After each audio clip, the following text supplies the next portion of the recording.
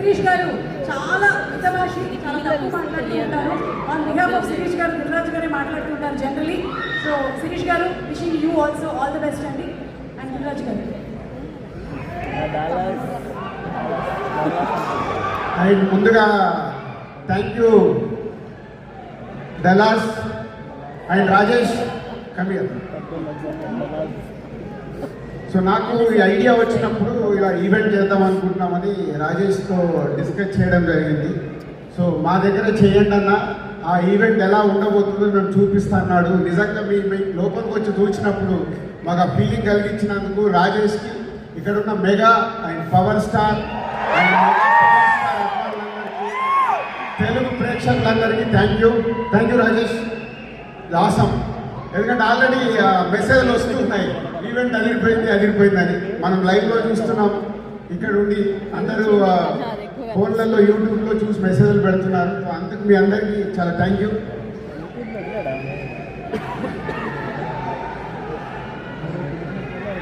నేను కొంచెం ఈరోజు ఎక్కువ మాట్లాడాలి, నన్ను డిస్టర్బ్ చేయకండి. ముందుగా శంకర్ గారు 1998లో మా వెంకటేశ్వర ఫిలిమ్స్ ఒకే ఒకటి సినిమాతో ప్రారంభమైంది. సో అప్పుడు ఫస్ట్ నేను శంకర్ గారిని కలవడం, అది ఎప్పుడంటే సినిమా రిలీజ్ అయ్యాక 100 Days షీల్డ్ చంద్రబాబు గారు ఆయన శంకర్ గారు చేతుల మీద తీసుకున్నారు. It's memory for me. అలా ఒకే ఒకటి నుంచి డిస్ట్రిబ్యూటర్గా కంటిన్యూ అవుతున్నప్పుడు ఎన్నో సినిమాలు శంకర్ గారిని చూస్తూ ఉన్నాం. వైశాలి అని మళ్ళీ తెలుగులో వారు నీరమని తమిళ్లో తీసిన సినిమాని తెలుగులో రిలీజ్ చేయమని అడిగారు. సో ఆ రోజు నాకు ఇది బ్యూటిఫుల్ మెమొరీ అన్నట్టు. నేను ముందు కూర్చొని సినిమా చూస్తుంటే నా వెనకాల శంకర్ గారు ఒక ఆడియన్ లాగా వెనకాల కూర్చొని నాకు సినిమా చూపించాడు. Sir that for ever memorable moment. ఒక లెజెండరీ డైరెక్టర్ ముందు కూర్చొని నేను సినిమా చూశానని. అలా జర్నీ చేస్తున్న మాకు ఈ సినిమా సుకుమార్కి ఇంకా టైం ఉంది వస్తాడండి.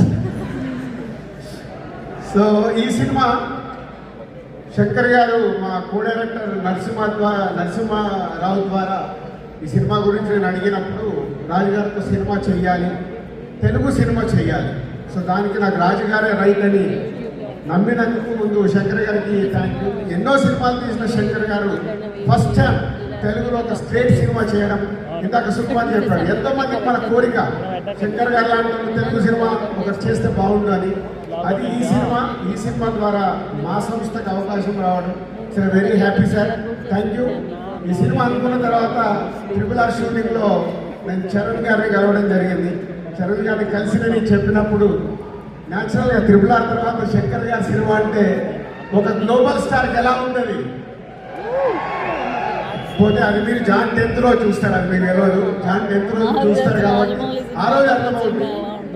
సో ఆ శంకర్ గారితో జర్నీ స్టార్ట్ అయిన తర్వాత ఈ కథను అనుకోవడము, చరణ్ గారు తీయడం అనేది అది శంకర్ గారు ఇచ్చిన మాకు అవకాశం. సో చాలా కోవిడ్ వచ్చింది, మళ్ళీ షూటింగ్ మొదలైంది, కోవిడ్ వచ్చింది. ఇందాక మీరు డోప్ సాంగ్ చూసారు, అందరు మాస్క్ వేసుకుంటున్నారు. సో అలా big journey about game changer with Shankar garu. Sir thank you. మనం ఎంత కష్టపడ్డా ఏమి చేసినా మేము మీ దగ్గరికి వెళ్ళి వచ్చే అప్లాస్ గురించే వెయిట్ చేస్తాము. ఇప్పుడు మీకు డోప్ సాంగ్ ఎలా ఉంది?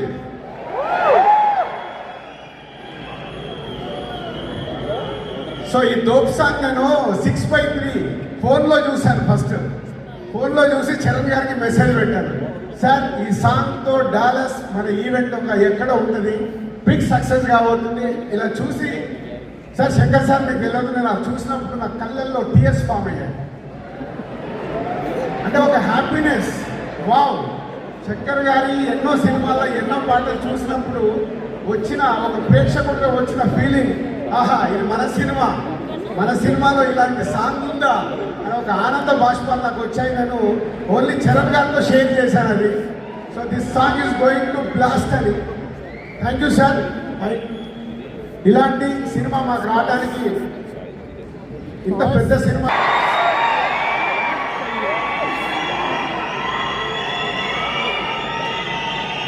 అంటే చిరంజీవి గారి చాలా సినిమాలు ప్రేక్షకుల్లాగా చూసాము. ఎన్నో సూపర్ హిట్ గరాడమోడు, జగదేక వీడు, రౌడీ అల్లుడు, ఎన్నో సినిమాలు ఆడియన్స్ ఎంజాయ్ చేశారు. కానీ డిస్ట్రిబ్యూటర్గా ఎంటర్ అయిన తర్వాత ఎంజాయ్ చేసిన సినిమా తొలి ప్రేమ. సో అక్కడ మెగా ఫ్యామిలీతో చిన్న బాండేజ్ స్టార్ట్ అయింది నాకు. ఇక అక్కడి నుంచి మీ అందరికీ జర్నీ తెలుసు. ఒక ఖుషి, గబ్బర్ సింగ్, ఇలా ఎన్నో సినిమాలు. కళ్యాణ్ గారితో సినిమా తీయడానికి చాలా టైం పట్టింది, అది కూడా కంప్లీట్ చేశాను వకీల్ సాబ్తో. సో అలా మెగా ఫ్యామిలీతో ఒక బాండే స్టార్ట్ అయిన తర్వాత ఎవడు చేశాము, అది కూడా సినిమా రిలీజ్ అయ్యి కరెక్ట్ 11 years అయింది. 2014 Jan 14th సినిమా రిలీజ్ చేశాము సంక్రాంతికి. ఆఫ్టర్ 11 years ఒక కొడుతున్నాం మామూలుగా కొట్టట్లేదు, గట్టిగా కొడుతున్నాం. ఎందుకంటే శంకర్ గారి సినిమాలు మనకు పాటలు, సీన్స్ ఏదో సెల్ ఫోన్లో చూస్తే కుదరదు. అది బిగ్ స్క్రీన్ మీద చూసినప్పుడే ఆ మ్యాజిక్ 4 times ఉంటుంది. అదే గేమ్ చేంజర్. శంకర్ గారు ఒక్కొక్క పాటని డిజైన్ చేసిన విధానం, మచ్చా మచ్చా, అటు వైజాగ్ షూటింగ్, ఇటు అమృత్సర్లో షూటింగ్, 300 మంది డాన్సర్లు, ప్రతి సాంగ్ని శంకర్ గారు డిజైన్ చేసుకుంటారు. ఒక ఈ సాంగ్ నేను ఇలా తీయాలనుకుంటున్నాను, ప్రతి సాంగ్ ఒక టాప్ కొరియోగ్రాఫర్ని పెట్టుకొని డిజైన్ చేస్తారు. అట్లా మచ్చా మచ్చా సాంగ్ కానీ నానా హైరానా న్యూజిలాండ్లో చేశాం. అది చాలా ఎక్స్పెరిమెంట్ చేశారు మళ్ళీ ఆ సాంగ్ని శంకర్ గారు. అది రేపు మీకు థియేటర్లో చూసినప్పుడే అర్థమవుతుంది శంకర్ గారు విజన్ ఏంటి ఆ సాంగ్లో. అలాగే ఇప్పుడు ఈ సాంగ్ చూశారు, డోప్ సాంగ్. అలాగే జరగండి ఆ సాంగ్ గురించి నాకు చాలా మాట్లాడాలి. ఎందుకంటే అది ఆ సాంగ్ లీక్ అయిపోయిన తర్వాత రకరకాల కామెంట్స్ చూస్తున్నాం. అన్నా చెప్తానే ఆగరాదే. సో రకరకాలు వస్తుంది. శంకర్ గారు నేను అడిగాను, సార్ లీక్ అయింది సాంగ్ మనం రిలీజ్ చేసేయాలని. అలా అనుకొని ఆ సాంగ్ రిలీజ్ చేశాం. కానీ శంకర్ గారికి నాకు తెలుసు is not happy, not satisfied. కానీ అది రేపు మీ అందరికీ థియేటర్లో చూపిస్తాడు. శంకర్ గారు ఆ సాంగ్ ఏంటి, ప్రభుదేవ గారి కొరియోగ్రాఫ్ ఏంటి, రామ్ చరణ్ గారి డ్యాన్స్ ఏంటి, రేపు మీ థియేటర్లో చూసినట్టు అర్థమవుతుంది. సో నేను దగ్గర నుండి చూశాను. అలా సాంగ్ వేணுమా సాంగ్ ఇருக்கு, ఫైట్ వేணுమా ఫైట్ ఇருக்கு, hero villain Surya and hero గారికి క్లాప్స్ వేணுమా క్లాప్స్ ఇருக்கு. సో అలా అన్నీ ఇருக்கு. సో సంక్రాంతికి సూపర్ హిట్ ఇருக்கு. సో అలా రామ్ చరణ్ గారు అండ్ సూర్య గారి మధ్యలో జరిగే సీన్స్ మన తెలుగు రాష్ట్రాల్లో చాలా ఇన్సిడెంట్లు చూస్తున్నాం.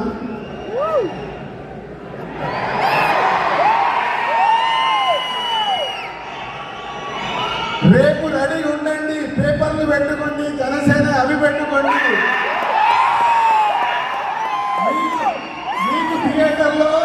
మీకు థియేటర్లో తెలుగు రాష్ట్రాల్లో జరుగుతున్న ఇన్సిడెంట్స్ చాలా కనిపిస్తాయి. కానీ ఇవి శంకర్ గారు 4 years బ్యాక్ రాసుకున్న సీన్స్ అవి ఇప్పుడు జరుగుతున్నాయి. అవే మీకు థియేటర్లో మీకు క్లాప్స్ పట్టిస్తాయి. సో మీకు ఒక హై వోల్టేజ్ తెలుగు ప్రేక్షకులకి, అలాగే యావత్ భారతదేశంలో ఉన్న అన్ని లాంగ్వేజ్లో ఈ సినిమా రిలీజ్ అవుతుంది. అందరికీ ఒక కిక్ ఇస్తుంది. అలాగే మై టెక్నీషియన్స్ తమన్,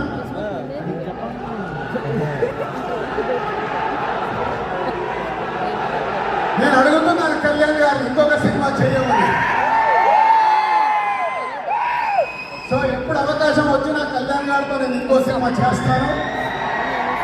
అది కూడా మామూలుగా ఉండదు, చేస్తామంటే ఆ రేంజ్లోనే చేస్తాము. సో తమన్ శంకర్ గారి శిష్యుడు. ఇందాక అందరం చూసాము. ఒక్కొక్క సాంగ్ని డైరెక్టర్ గారితో కూర్చొని డిజైన్ చేశారు సౌండ్ పరంగా. విజువల్స్ శంకర్ గారు ట్వీట్ చాలా తిరుగు గారు and editors and other cast and crew ఈ సినిమా కోసం చాలా కష్టపడ్డాం. The big journey. ఆ జర్నీ ఎలాంటిదంటే స్టార్ట్ అయిన దగ్గర నుంచి జనవరి 9 వరకు వదిలిపెట్టకుండా నడిపించాల్సిన బాధ్యత నాది. నడిపిస్తూనే తీసుకొస్తున్నాను. అలా నా వెనకాల ఉన్నందుకు టీం అందరికీ హ్యాట్స్ ఆఫ్. ఎక్కడ కూడా ఆ ఎనర్జీని వదిలిపెట్టకుండా లేదు శంకర్ గారు అనుకున్న సినిమా రావాలి. ఎందుకంటే హీరోలకి, డైరెక్టర్లకి, ప్రొడ్యూసర్లకి అందరికీ సక్సెస్లు వస్తాయి, ఫ్లాప్స్ వస్తాయి. ఇండస్ట్రీలో చూడండి కాదు, కొట్టినప్పుడే దాని వరకు తెలుస్తుంది. అలా ఈ సినిమాని పట్టుకొని నడిపించారు శంకర్ గారు. ముందు మొత్తం టీం అందరూ ఆ ఎనర్జీతో ఇంకా వర్క్ చేస్తున్నారు. జాన్ 10 మీకు ఒక అద్భుతమైన సినిమా చూపించడానికి దాని గోల్డ్ టీమ్కి ప్రత్యేకంగా thank you very much. Thank you. And specially దాదాస్ థ్యాంక్ యూ. ఫస్ట్ ఒక తెలుగు సినిమాకి ఇందాక అనిల్ సుందర్ గారు చెప్పారు, ఫస్ట్ ఒక తెలుగు సినిమాకి ఇలాంటి ఈవెంట్ చేయడం మళ్ళీ గేమ్ చేంజర్తోనే గేమ్ చేంజ్ అయింది. ఎందుకంటే అంతా మీరే చేశారు, అంతా మీరే చేశారు. ఎందుకంటే మిలియన్ల రెవెన్యూ తెలుగు సినిమాకి ఇస్తుంది మీరు. జరగాలని ఆ సంకల్పం మాది. ఆ సంకల్పాన్ని సక్సెస్ చేసినందుకు మీ అందరికీ thank you very much. And my boy, my brother, ఒక ఆర్య సినిమాతో ఆర్య చేయడం కాదు, ఇద్దరం కలిసి జర్నీ మొదలు పెట్టాం. అది ఒక అద్భుతమైంది. ఆ అద్భుతం ఈ రోజు మనకు ఒక అద్భుతమైంది సుకుమార్ అనే వ్యక్తి ద్వారా ఇవాళ ఆల్ ఇండియాలో మన సుకుమార్ పేరు చెప్తే వా అనుకునే రేంజ్ లో ఉన్నందుకు ఈ రోజు నేను పిలవగానే ఇక్కడికి వచ్చినందుకు thank you Suku and Buchibabu and Anil garu and Satish garu అందరికీ thank you very much. Thank you. Surya garu toilet thank you. Vilas గారు వెళ్ళే ముందు అందరినీ అడిగాను, ఈరోజు ఇక్కడ డాలస్లో అని ఏం వదిలేద్దాం అనుకుంటున్నారు అని.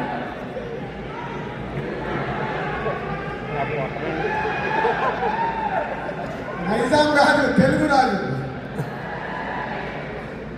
సో దోప్ ఈ పాట దోప్ మీద రాసినప్పుడు సుమా గారు అడుగుతున్నారు ఏం వదిలేస్తారండి. మీరే చెప్పండి, నాకు 3 ఇష్టం, ఏది వదిలేయాలో చెప్పండి. నాకు స్వీట్లు అంటే చాలా ఇష్టం, వదలొద్దంట. మార్నింగ్ లేవగానే కాఫీ తాగడం ఇష్టం. నా స్ట్రెస్ పోవడానికి గ్యాంబ్లింగ్ చేయడం ఇష్టం.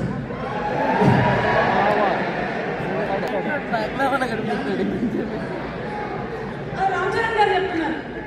మూడోగా చరణ్ గారు అడిగారు గ్యాంబ్లింగ్ వదిలేయాలంట, తో వదిలేస్తున్నాను.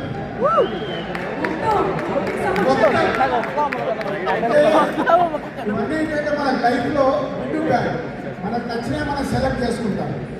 దాంట్లో కొన్ని అద్భుతమైనవి ఉంటాయి, కొన్ని మనం ఇలా చేసుకుంటూ వెళ్తాం.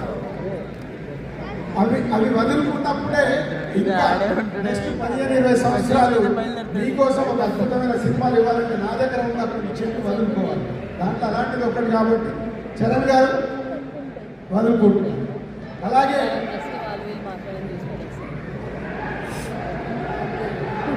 సో గేమ్ చేంజర్తో పాటు సంక్రాంతికి వస్తున్నాం, సినిమా రిలీజ్ అవ్వాలి. కానీ ఉన్న సిచ్యువేషన్ నేను చిరంజీవి గారికి, చరణ్ గారికి చెప్పగానే ఫస్ట్ నా భుజం తట్టి లేదు నువ్వు జాన్ 14th రిలీజ్ చేద్దాం, గో హెడ్. ఎందుకంటే అది కూడా సినిమా, అన్ని సినిమాలు ఆడాలని నన్ను ఎంకరేజ్ చేసినందుకు సభాముఖంగా చిరంజీవి గారికి, చరణ్ గారికి థ్యాంక్ యూ వెరీ మచ్.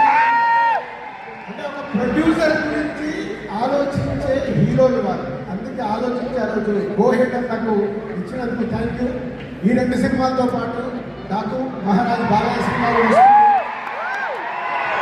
అన్ని సినిమాలు సూపర్ హిట్ అవ్వాలి, అన్ని సినిమాలు సూపర్ హిట్ అవ్వాలి. పండగ అంటే తెలుగు వారికి ప్రత్యేకం. ఆ పండగ వస్తున్న సినిమాలు అన్ని సూపర్ హిట్ అవ్వాలి.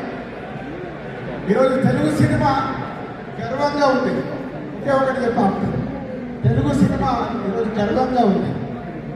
ఒకప్పుడు మన రాష్ట్రాల్లో ఆడితే చాలా అనుకున్నాం, రాష్ట్రంలో నుంచి అమెరికాలో ఆడే ఎన్ఆర్ఐస్ కూడా షిఫ్ట్ అయిన తర్వాత ఓవర్సీస్ మార్కెట్ పెరిగింది, ఓవర్సీస్ మార్కెట్ తర్వాత గ్లోబల్ మార్కెట్ అయింది. గ్లోబల్ నుంచి ఈరోజు అదర్ కంట్రీస్ కూడా మన స్టేట్స్ అన్ని దాటి అదర్ కంట్రీస్ కూడా వెళ్ళి తెలుగు సినిమా గర్వంగా ఉంది.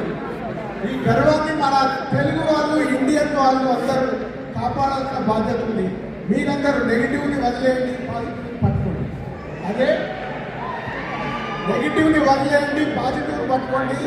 ఇవాళ ఇండియన్ సినిమా గ్లోబల్కి వెళ్ళే అవకాశం ఉండదు, మన వల్లే సాధ్యం. ఏ సినిమా కూడా మనం నెగిటివ్గా చూడకూడదు. Go and watch, enjoy and come. ఇంత simple formula. Thank you very much.